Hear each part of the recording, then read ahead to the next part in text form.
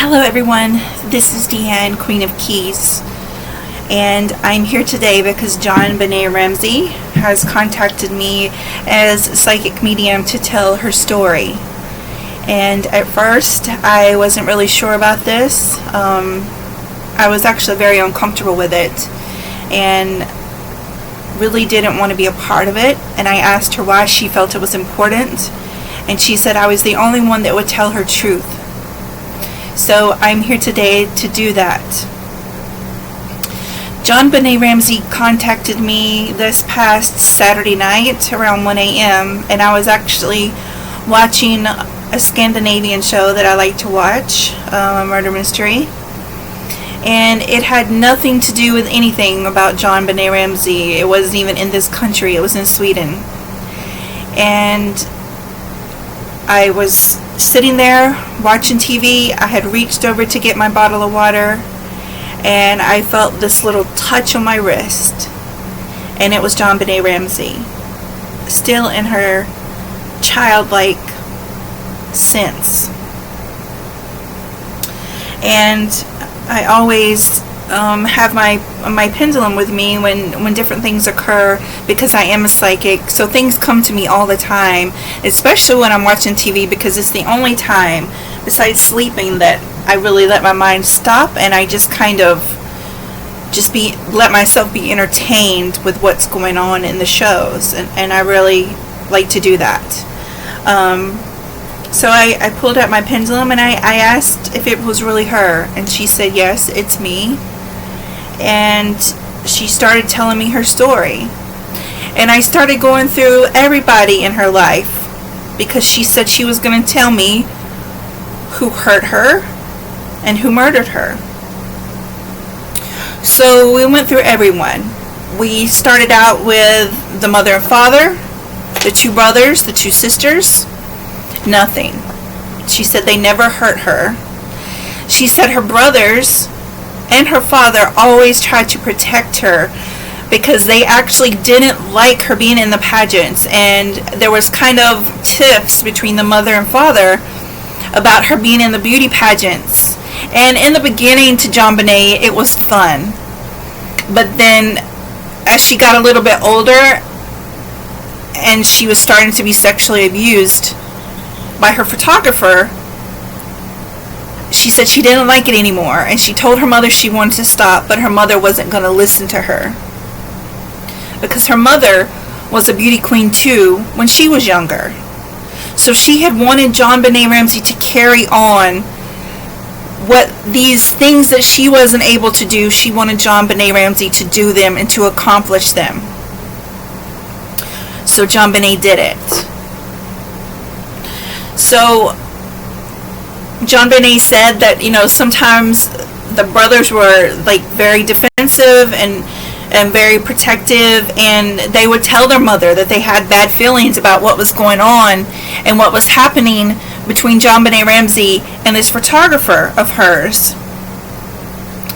And the brothers would get into a lot of trouble, and it would just kind of cause these rifts in the house, but they would end up getting punished by their mother, because she didn't want to believe that this photographer that they had trusted and let into their life and bring him in, he would come into the house all the time, that he was sexually harming JonBenét Ramsey.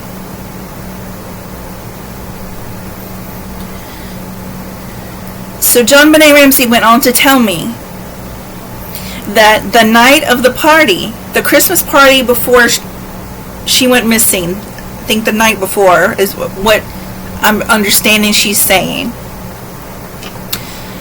the photographer was at the house with everyone else. So we went through all those people too. We went through all the guests that were at the party, and I asked her one by one if all these people were the ones that mistreated her, and she said no. She did say there was something a little inappropriate about her and her teacher. He was harming her. She wouldn't explain how, but she said he was, but he wasn't the one who sexually abused her the night before she died and killed her. She said it was the photographer. She said he's the one who tied her up and strangled her and left her in the basement area, which I think they consider like a wine room or something like that.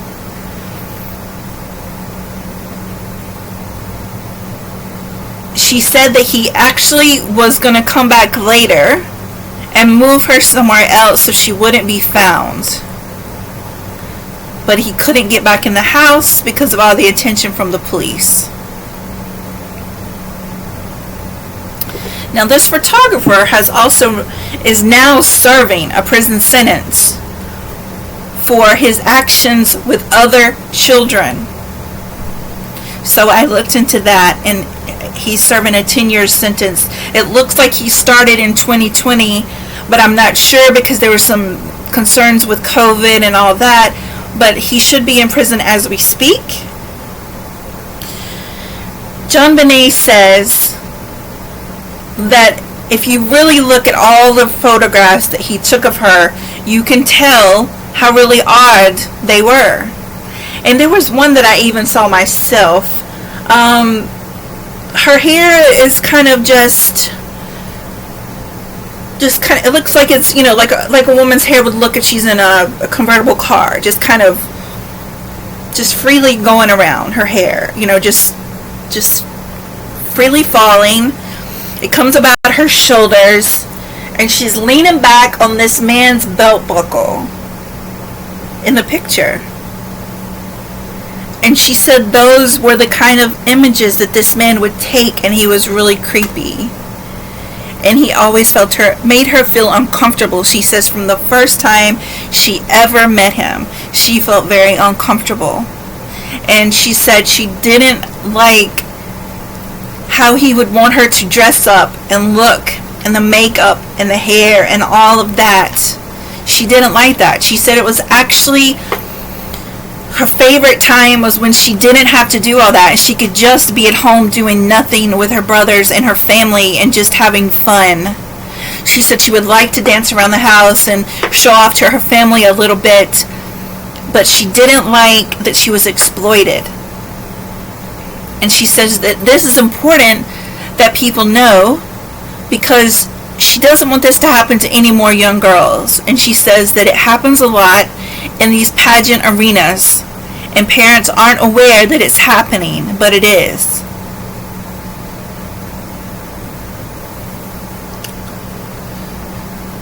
So JonBenét Ramsey has been coming to me the last couple of days.